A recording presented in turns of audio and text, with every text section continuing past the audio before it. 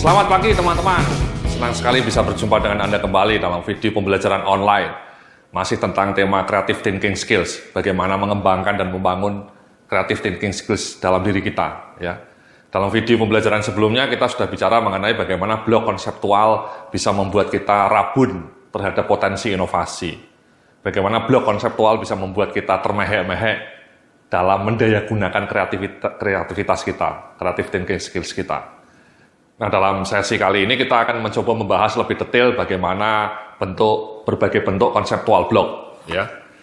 Jadi di dalam slide di depan Anda ini, saya menunjukkan beberapa jenis blok konseptual. Ya. Ada yang namanya konstansi, ya, ada yang namanya compression. Ya. Konstansi terbagi menjadi dua, berpikir secara vertikal ataupun juga one thinking language. Sementara compression itu batasan artifisial. Nah, mari coba kita bedah satu persatu, Mas, ya, satu demi satu. Di dalam slide berikut ini saya menampilkan apa yang dimaksud dengan konstansi. Ya, konstansi ini bentuknya bisa yang pertama berpikir secara vertikal. Jadi mendefinisikan permasalahan hanya dengan satu cara tanpa mempertimbangkan pandangan alternatif. Lawan kata dari berpikir vertikal itu adalah berpikir secara lateral, Mas. Lateral. Jadi menghasilkan cara pandang yang bersifat alternatif, ya, dan menciptakan beragam cara untuk mendefinisikan masalah. Ya, jadi lateral thinking ini sebuah konsep yang ditemukan oleh Edward de Bono, ya, salah seorang pakar kreativitas. Jadi lateral itu contohnya seperti ini, Mas. Contoh konkret saja misalnya adalah Gojek. Gojek itu menurut pengamatan saya merupakan salah satu contoh bagaimana cara berpikir lateral. Bagaimana problem transportasi tukang ojek di jalanan diberikan solusi berupa aplikasi, mobile application dari Gojek yang bisa kita download di Google Store ataupun iStore, ya, Apple Store. Itu salah satu cara lateral itu, Mas. Bagaimana ribuan tukang ojek dimobilisasi dan dipertemukan dengan ribuan pelanggan transportasi, pelanggan antar makanan atau antar kado, antar dokumen atau antar orang, ya, Gojek orang melalui aplikasi mobile.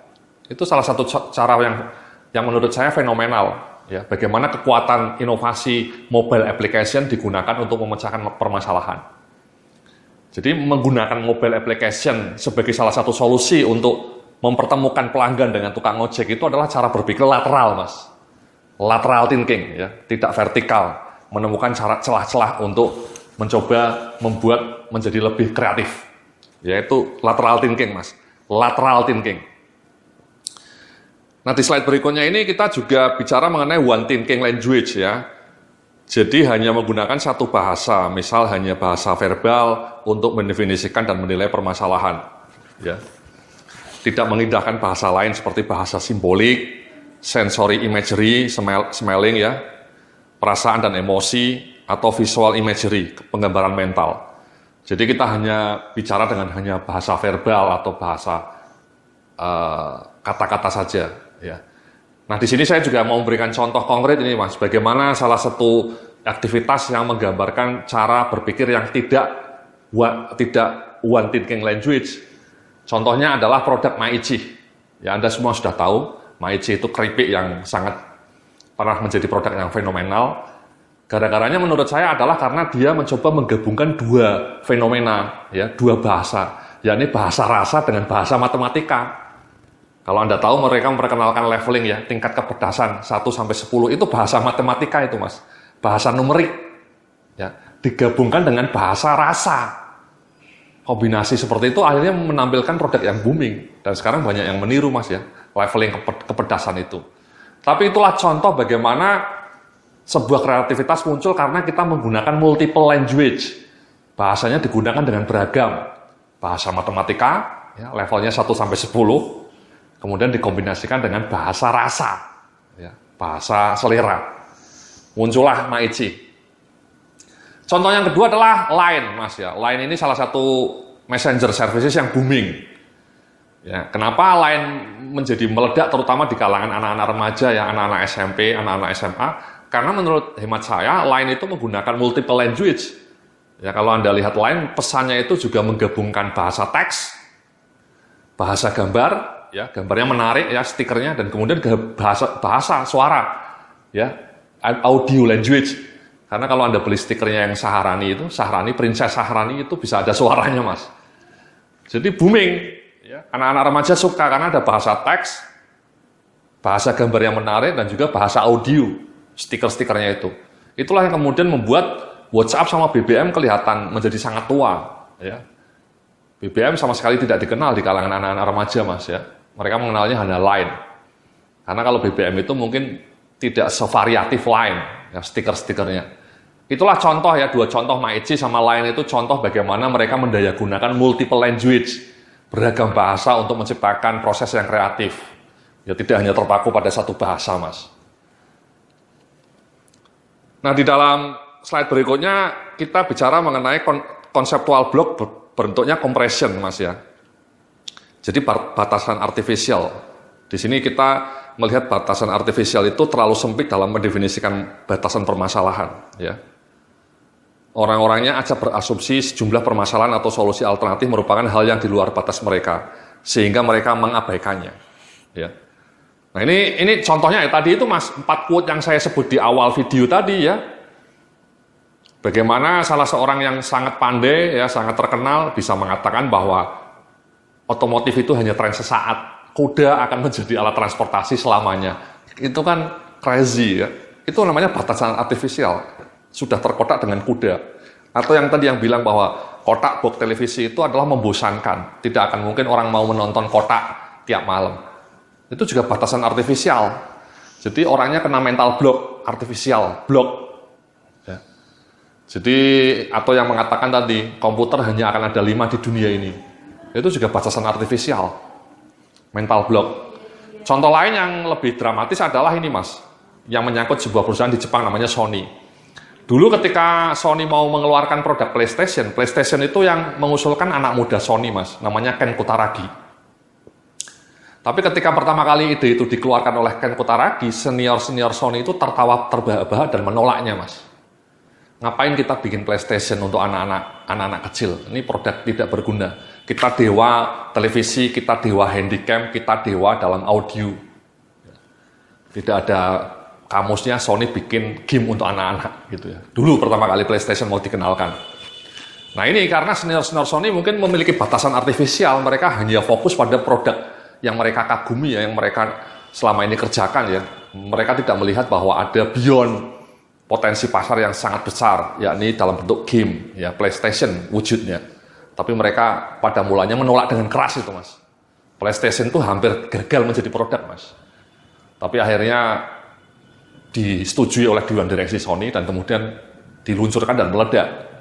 Ya, luar biasa. Kalau tidak ada PlayStation, Sony itu sudah bangkrut, Mas, hari ini. Karena ruginya sudah 25 triliun.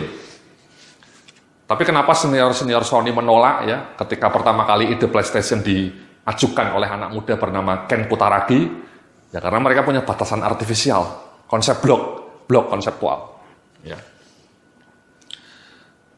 Nah, di dalam slide berikutnya Anda bisa melihat ini ya, tipe blok konseptual lainnya namanya komplasensi. Ini bentuknya ada 2, Mas, non-inquisitiveness sama non-thinking. Ya, mari coba kita lihat yang pertama dulu, non-inquisitiveness ya, itu enggan dan tidak terlatih mengajukan pertanyaan. Atau kadang-kadang tidak mampu mengatasi permasalahan karena malas mengajukan pertanyaan yang eksploratif ya, atau tidak aktif menggali data dan informasi, Mas. Ya, tidak begitu, rasa ingin tahunya kurang. Ya. Istilahnya curiosity-nya kurang. Saya sering mendapatkan pertanyaan seperti ini, Mas, dari anak-anak muda melalui Twitter ataupun email. Mas Yudhya, saya itu mau bisnis, kira-kira ide bisnis apa yang harus saya lakukan? Itu menurut saya pertanyaan yang tidak begitu eksploratif, Mas. Ya. Kalau Anda ke googling itu dengan mudah bisa dicari itu 1.000, 100 atau bahkan 200 ide bisnis. Tapi orang ini dengan mudah hanya menanyakan, hanya minta disuapin. Itu contoh bahwa orangnya tidak berpikir secara eksploratif. Atau contoh lain, Mas, saya mau usaha tapi tidak punya modal. Bisa nggak saya diutangin modalnya? Itu menurut saya juga sesuatu yang kurang kreatif ya. Sebenarnya ada banyak ide bisnis yang tanpa modal pun bisa. Ya. Jadi orang malas mencari data, malas menggali informasi, itu sering terjadi, Mas, hari ini anak-anak muda malas. menggali data, mencari data, sehingga pertanyaannya jadi agak tulalit. Ya. Google sudah ada semua jawabannya di Google. Kenapa googling saja malas ya? Menggoogling saja tidak bisa. Bagaimana Anda bisa mau sukses? Bagaimana Anda bisa kreatif ya? Menggoogling saja tidak bisa. Ya. Nah, kemudian komplasensi yang kedua ini Anda bisa lihat di slide berikutnya adalah non-thinking. Apa itu non-thinking? Kecenderungan untuk menghindari pekerjaan secara mental. Tidak pernah berpikir menyediakan waktu untuk berpikir ya. Tidak pernah menyediakan waktu untuk berpikir. Berpikir bukan dianggap sebagai sebuah aktivitas pekerjaan. Kegiatan berpikir disamakan dengan sekedar melamun. Ya ini Mas ya, salah kaprah dalam dunia kantor kita ya. Banyak orang yang ketika merenung itu dianggap melamun. Coba bayangkan Anda di kantor merenung selama setengah jam, dikira Anda sedang broken heart Mas ya, sedang menjadi jomblo gitu ya, galau. Sebenarnya tidak seperti itu Mas. Bill Gates itu bilang bahwa setiap pagi dia selalu menyediakan waktu 30 menit untuk merenung Mas. Merenung itu namanya deep thinking. Jadi berpikir itu sebuah aktivitas. Tapi kita selama ini menganggap aktivitas itu ya bergerak, mengetik, meeting, atau bertemu dengan klien. Duduk diam dan berpikir itu tidak dianggap aktivitas tapi dianggap melamun. Itu menurut saya tidak tepat. Karena banyak proses kreatif yang ditemui dari cara melamun. Ya. Saya itu suka merenung ketika sedang macet Mas. Ya, ketika macet itu ya merenung, deep thinking, merenung mengenai apa yang sedang saya ciptakan ya. Kursus online ini juga saya ciptakan dengan proses merenung ya. Dulu saya juga sering merenung ketika sedang boker Mas ya, sedang buang air besar ya. Itu saya pernah menciptakan satu produk yang bagus karena merenung ketika saya sedang boker Mas. Jadi saat itu saya menemukan aha moment untuk menjual produk presentasi saya secara online. Jadi saya ini kan seorang trainer Mas ya, seorang trainer jadi punya banyak bahan materi pelatihan yang bagus. Nah ketika saya sedang buang air besar di suatu pagi ya, sedang merenung, tiba-tiba saya menemukan aha moment gitu. Kenapa materi-materi itu tidak saya kumpulkan, saya rapikan, dan kemudian saya jual secara online? Jadilah Mas, produk itu kemudian saya jual secara online, saya bikin website, saya promosikan, dan alhamdulillah laku. Ya, dan menghasilkan income yang tidak sedikit. Jadi bayangkan ya, sebuah proses kreatif yang menurut saya breakthrough itu Mas. Menurut saya breakthrough ya. Menjual presentasi, satu-satunya di Indonesia baru saat itu. Ya, jualan presentasi melalui internet. Sebuah proses yang breakthrough seperti itu hasil dari perenungan di sebuah pagi hari di WC gitu Mas ya. Jadi luar biasa itu. Jadi seperti itu Mas ya. Jadi non-thinking itu jarang berpikir. Nah kalau bisa Anda tradisikan itu Mas, di kantor Anda seminggu sekali ada ritual berpikir. Istilahnya itu strategic thinking ritual gitu ya. Jadi semua orang diminta untuk duduk diam, merenung. Selama 30 menit misalnya ya, untuk merenung. Jadi itulah beberapa konseptual block Mas ya. Ada konstansi, ada compression, kemudian juga ada komplasensi. Ya. Intinya semua adalah blok-blok konseptual yang membuat kita rabun terhadap potensi inovasi, yang membuat kita rabun terhadap potensi kreativitas. Nah, di dalam slide berikutnya ini Anda bisa lihat saya ngasih tugas kepada Anda Mas ya. Jadi bisa kita baca ya, identifikasi penghambat kreativitas. Apakah hambatan-hambatan konseptual tadi yang sudah kita bicarakan muncul di kantor Anda? Apa contohnya? Kenapa muncul? Dan bagaimana solusinya? Ya jadi Mas ya, jadi Anda coba lihat apakah selama ini di kantor Anda sering muncul konseptual block tadi ya. One thinking language, atau batasan artifisial ya. Selalu terlalu banyak asumsi, atau karyawan-karyawan di kantor Anda tidak pernah mau berpikir secara kreatif ya. Tidak menggali secara lebih dalam, atau mungkin tidak pernah melakukan perenungan. Coba Anda amati Mas, observasi di kantor Anda, apakah ada konseptual block seperti itu, dan apa implikasinya dari konseptual block itu menurut Anda, ya? Apa contohnya, dan kenapa muncul? Apakah karena karyawan di tempat Anda sudah tua-tua, sehingga comfort zone, atau karena kultur kerjanya birokratis, saya nggak tahu, ya Anda bisa ceritakan. Kemudian bagaimana solusinya? Ya, jadi itu action Mas. Jadi itu tugas assignment supaya Anda bisa mengaplikasikan apa yang sudah kita ceritakan. Sehingga Anda semua dan teman-teman di kantor tidak menjadi rabun terhadap potensi kreativitas. Oke? Terima kasih. Nanti kita akan lanjutkan dengan video-video yang menarik lainnya mengenai creative thinking skills. Selamat pagi.